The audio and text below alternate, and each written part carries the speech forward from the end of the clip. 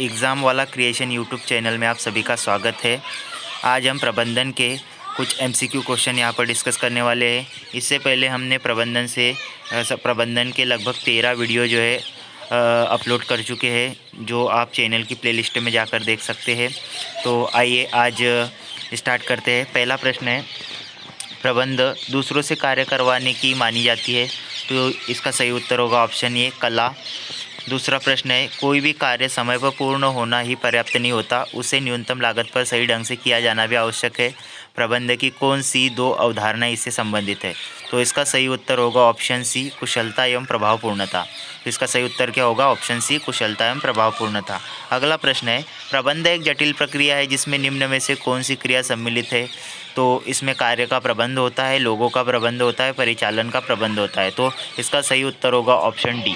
अगला प्रश्न है, निम्न में से कौन सा प्रबंध का उद्देश्य है? तो संगठनात्मक उद्देश्य, सामाजिक उद्देश्य, कर्मचारी गण संबंधी उद्देश्य, उपरोक्त सभी। तो इसका सही उत्तर होगा उपरोक्त सभी। अगला प्रश्न है, प्रबंध की प्रकृति है। तो प्रबंध की प्रकृति एक बहुआयामी होती है। अगला प्रश्न है, तो इसका सही उत्तर होगा ऑप्शन डी। अगला प्रश्न है, प्रबंध विज्ञान है क्योंकि इसमें विशेषता होती है। तो इसमें विशेषता होती है, तो एक एक करके देखते हैं। क्रमबद्ध ज्ञान समूह की, तो ये बिल्कुल सही है। परीक्षण पर आधारित सिद्धांत की, ये भी बिल्कुल सही है। व्यापक वेद्यता की, ये भी बिल्कुल सही है। तो इसका सही उत्तर होगा ऑप्शन डी उपरोक्त सभी। अगला प्रश्न है, प्रबंध एक है, तो प्रबंध एक कला भी होता है और विज्ञान भी। तो इसका सही उत्तर है ऑप्शन सी कला एवं विज्ञान दोनों।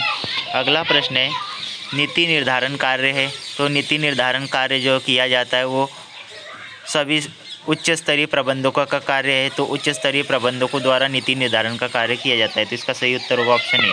अगला प्रश्न है, फोरमैन के किस स्तर से संबंधित कर्मचारी है? तो फोरमैन जो होते हैं वो निम्न स्तरीय प्रबंधक के कर्मचारी होते हैं, या इन्हें पर्यवेक्षीय या निम्न स्तरीय प्रबंधक को पर्यवेक्षीय प्रबंध भी कहा जाता है। तो इसका सही उत्तर है ऑप्शन सी।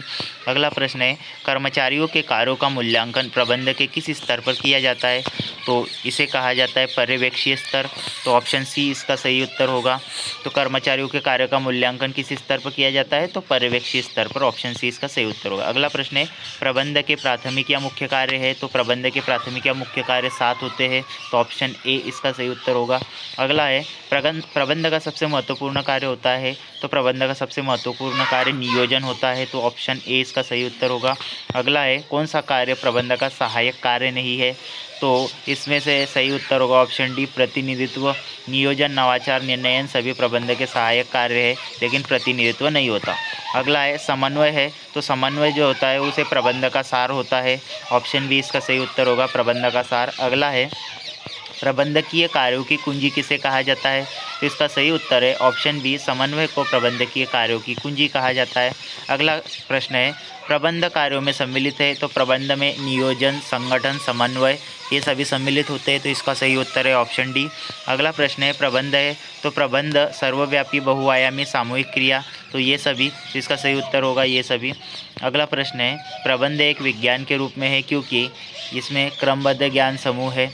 तो इसका सही उत्तर होगा ऑप्शन ए क्रमबद्ध ज्ञान समूह है। अगला प्रश्न है, प्रबंध परिवर्तनशील वातावरण में किसी संस्था के कार्यों के नियोजन, संगठन, निर्देशन, नियंत्रण तथा संसाधनों के उपयोगिता की प्रक्रिया है। यह कथन है। तो यह कथन जो है सत्य कथन है। तो इसका सही उत्तर होगा ऑप्शन ए सत्य कथन है।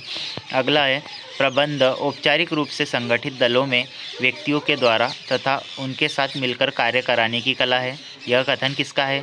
तो यह कथन जो है हेरोल्ड जी कुट्स का है। Harold D Koontz. तो ऑप्शन बी इसका सही उत्तर है।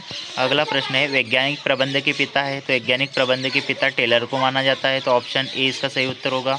अगला है, प्रबंध लोगों का विकास है न कि वस्तुओं का निर्देशन। प्रबंध ही व्यक्तिगत प्रशासन है। यह कथन किसका है?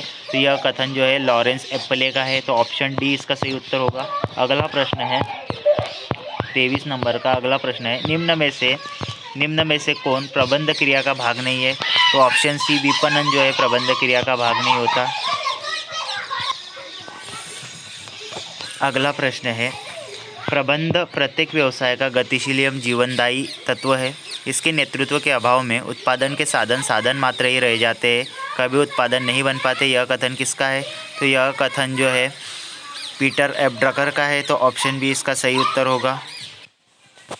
अगला प्रश्न है, अवधारणा एक आकार रहित विचार है जिससे विशिष्ट उदाहरणों अथवा दृष्टांतों से सामान्यकृत किया गया है, यह कथन है। तो यह कथन जो है इसका सही उत्तर है ऑप्शन सी, वेबस्टर शब्दकोश। अगला प्रश्न है, इनमें से किसे प्रबंध संज्ञा के रूप में जाना जाता है माना जाता है? तो पेशा और अनुशासन, ए और बी, ऑप्शन सी इसका सही उत्तर होगा, ए और बी दोनों को। अगला है, कौन सी अवधारणा प्रबंध क्रिया के रूप में नहीं है? तो एक एक करके देखते हैं। प्रणाली के रूप में, दूसरों से कार्य कराने की कला, प्रयोग निर्णय हेतु, वैज्ञानिक ढंग से कार्य कराने के लिए। तो इसका सही उत्तर है ऑप्शन सी, प्रयोग निर्णय हेतु। अगला प्रश्न है, फेयोल से प्रेरित होकर हेरोल्ड और सिरिल ने एक नवीन विचारधारा प्रतिपादित की। तो कौन सी विचारधारा थी वो? तो ऑप्शन ए इसका सही उत्तर होगा, प्रबंध प्रक्रिया पद्धति। अगला प्रश्न है, प्रबंध की आवश्यकता है। तो प्रबंध की आवश्यकता जो होती है, उच्चतम स्तर, निम्नतम स्तर और मध्यम स्तर, ये सभी। इसका सही उत्तर है ऑप्शन डी, ये सभी स्तरों पर प्रबंध की आवश्यकता होती है। अगला प्रश्न है, प्रबंध होता है तो प्रबंध कला और विज्ञान दोनों होता है। तो ऑप्शन सी इसका सही उत्तर होगा। अगला है, निम्न में से कौन सा कथन सही है? तो एक एक करके देखते हैं। राजनीति में प्रबंध की महत्ता नहीं है, ये बिल्कुल गलत कथन है। प्रबंध अवधारणा स्थिर नहीं है, तो ये सही कथन है। प्रबंध क्रिया सार्वभौमिक नहीं है, ये गलत है।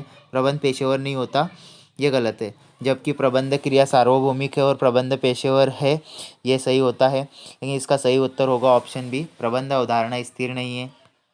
अगला है, प्रबंध अन्य लोगों से कार्य कराने की कला, यह कथन है।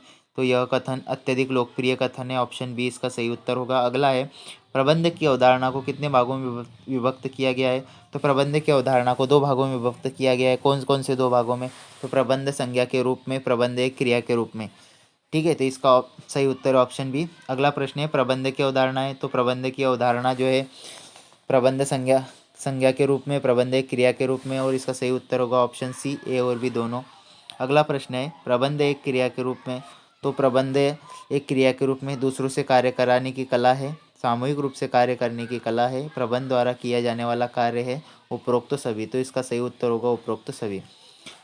आज का अंतिम क्वेश्चन और लास्ट क्वेश्चन, प्रोफेसर थियो हेमन ने प्रबंधक का कितने अर्थों में उल्लेख किया है? तो उन्होंने प्रबंधक का जो है 2 अर्थों में उल्लेख किया है। तो ऑप्शन बी इसका सही उत्तर होगा 2। तो दोस्तों ये थे आज के टॉप 36 क्वेश्चन। इसके आगे के क्वेश्चन हम अगले वीडियो में डिस्कस करेंगे, अन्यथा वीडियो बहुत लंबा हो जाएगा। Thanks for watching. इस चैनल को सब्सक्राइब करें, लाइक करें। थैंक यू, धन्यवाद।